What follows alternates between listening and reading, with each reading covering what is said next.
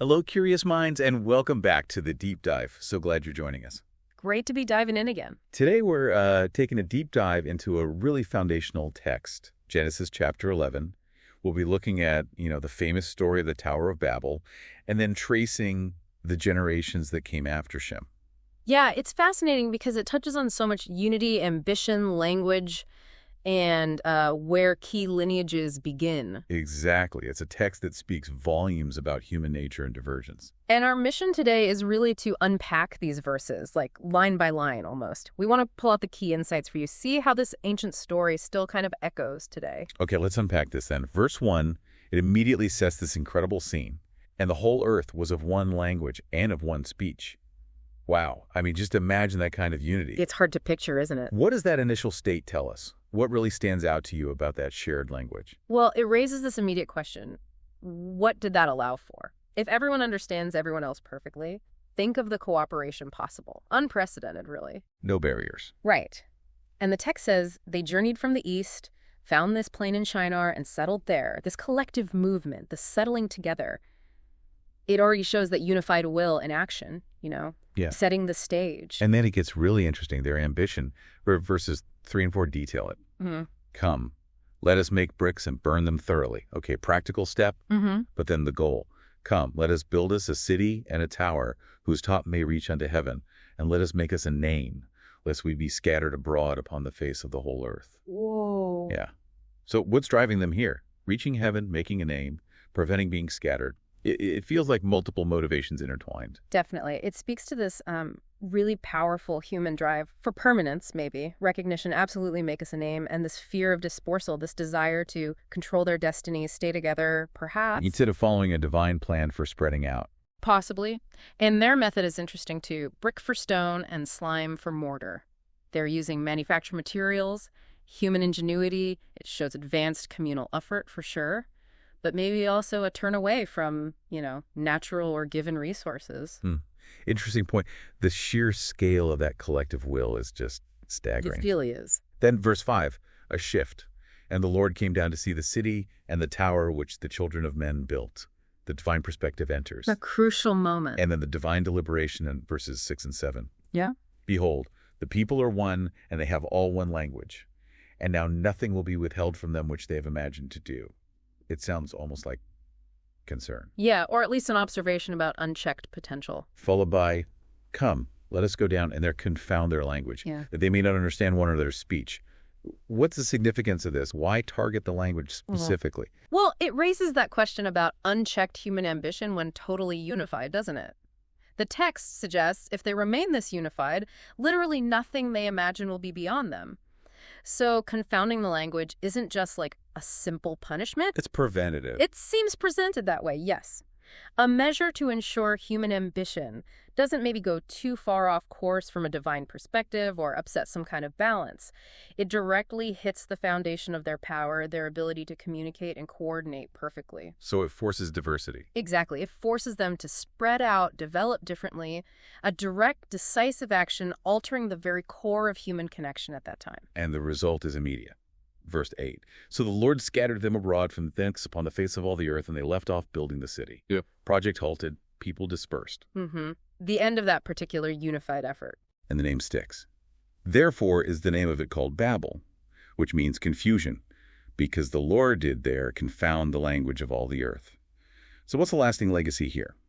For human history, for our understanding of, why we have so many languages? This narrative provides that foundational explanation, doesn't it? For the multitude of languages, the scattering of peoples, it's how the text explains our linguistic and geographical diversity. What's really fascinating is how this single powerful act is portrayed as completely reshaping human society. It really makes you think about communication, misunderstanding, unity. Yeah. Even today. Absolutely. The challenges remain. Speaking of profound impacts, we'd love to hear from you, our listeners. Take a second and tell us in the comments below what's been your favorite verse or maybe the most impactful idea from any of our deep dives so far. Yeah, we love seeing what resonates. It's really inspiring. And while you're down there, if you're finding this valuable, please do give a like to the Peace Project for All channel. It really helps us keep these conversations going. We appreciate the support. All right, so moving on from Babel and the scattering, the text shifts gears pretty sharply, doesn't it? It goes from this grand dramatic narrative right into what looks like, well, a list. Yeah, the genealogies. Verses 10 to 26 give us the generations of Shem. It traces the line. Shem begat Arphaxad 2 years after the flood. Then Arphaxad, Salah, Eber, Peleg, Reu, Serug, Nahor. All the way to Terah, who the father of Abram, Nahor, and Haran. So what's the deal with these lists? Why are they so important? That's a really important question because they can seem a bit dry, right? Just names and ages. But these genealogies are absolutely critical. They're not just lists. Think of them as bridges. Bridges. Yeah, they connect key historical periods. They bridge the gap from the post-flood world through the Babel event right up to the figures who will become central to everything that follows. They provide continuity. I see. And there are details embedded too. Notice the lifespans. They start decreasing after the flood. That's a subtle but pretty significant detail the text includes. Right, from hundreds of years down towards, well, still long, but less. Exactly. And this specific line through Shem is crucial because it leads directly to Abram. It sets the stage, provides the lineage, the legitimacy for the narratives to come. Okay, so it's anchoring the story. Let's zoom in on Terah's family then, starting around verse 27. We get Terah and his sons, Abram, Nahor, and Haran. And then this detail, and Haran begot Lot. And Haran died before his father Terah, in the land of his nativity, in Ur of the Chaldeans. Why tell us that Haran died early and specifically in Ur? What's fascinating is how these specific human details pop up even in a genealogy. Ur of the Chaldeans wasn't just any place. It was a major, sophisticated city in Mesopotamia. Mentioning it grounds the story historically and geographically. Right. And Haran dying young before his father. It adds a layer of, well, reality, of human tragedy within this lineage. Plus, it leaves Lot, his son, presumably under the care of Terah and Abram, which becomes important later. It humanizes the list and sets up future plot points. Got it. It also sets up the next detail about the wives, verses 29 and 30. And Abram and Nahor took for themselves wives. The name of Abram's wife was Sarai, and the name of Nahor's wife, Milcah, who was Haran's daughter, interestingly. Right, marrying his niece. And then this crucial line, but Sarai was barren. She had no child. Wow. Given that this is all about generations and lineage, that seems like a hugely significant detail to include right here. Oh, absolutely. It's not thrown in casually. This fact, Sarai's barrenness, is probably one of the most important setup points in the entire narrative arc that follows. Why is that? Because the central promise to Abram will involve descendants, becoming a great nation. Stating up front that his wife is barren immediately creates this massive tension. It tells the reader that whatever happens next regarding descendants isn't going to be, well, normal or easy. It requires something extraordinary. Precisely. It signals that divine intervention is going to be necessary. It highlights the theme of faith against impossible odds right from the start. It's a key detail, carefully placed. Okay, that makes a lot of sense. So finally, the end of the chapter, verses 31 to 32, Terah's journey. And Terah took Abram his son, and Lot the son of Haran his son's son, and Sarai his daughter-in-law. And they went forth with them from Ur the Chaldeans to go into the land of Canaan. Right, destination Canaan. The promised land. And they came into Haran and dwelt there.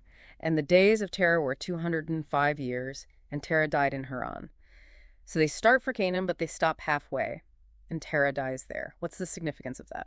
This journey from Ur marks a big shift. Ur, as we said, a major pagan center, leaving it as a step away from that past. But stopping in Haran, another Mesopotamian city, and Terah dying there. It's like an incomplete transition. He doesn't make it to the promised land. No. Terah initiates the move, but he doesn't complete the journey. His death in Haran effectively closes out that generation's story and kind of clears the stage. It leaves Abram poised to receive his own call, his own mandate to continue the journey to Canaan, but this time initiated directly by God, not just following his father. So it passes the torch, so to speak. Exactly. It concludes Terah's chapter and sets up Abram's, linking these personal journeys to the much bigger theological story unfolding. Okay, so let's try to wrap this up. What does this all mean? In this deep dive, we started with the Tower of Babel. Yeah. Incredible unity, soaring ambition. Met by divine intervention, leading to confusion, different languages, and the scattering of people. A foundational story about diversity and the limits of human unity, perhaps? Right, and then we shifted to the generations of Shem. Not just a boring list, but actually a vital bridge. Connecting the post-flood world to Abram, establishing the lineage. And packed with these really crucial details, Haran's death, Sarai's barrenness, Terah's journey stalling in Haran, all setting the stage perfectly for Abram's story to begin. And maybe a final thought to leave with everyone. How does this picture of a fragmented past, symbolized by Babel, shape how we understand the future that's hinted at through Shem's line leading to Abram? That's interesting. It makes you think about how themes of unity and division, ambition and divine purpose, challenge and promise, how they continue to weave through history, maybe even our own lives. Something to mull over. Definitely something to think about. Well, thank you so much for joining us on this deep dive today. Your curiosity truly makes these discussions worthwhile. Always a pleasure. If you enjoyed this conversation, if you found it insightful, please do hit that like button, share it with someone else who loves digging into these kinds of topics, and be sure to subscribe to Peace Project for All so you don't miss our future explorations. Yeah, your support means a lot. It really does. Thanks again for listening, and we can't wait to have you with us for the next deep dive.